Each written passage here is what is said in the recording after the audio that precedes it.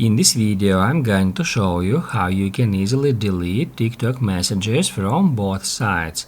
Be sure to watch the video to the very end so you don't make any mistakes. Let's get started, guys, and first off, you need to open up TikTok app. Once it is done, just tap right here to go to your inbox and then just enter a conversation.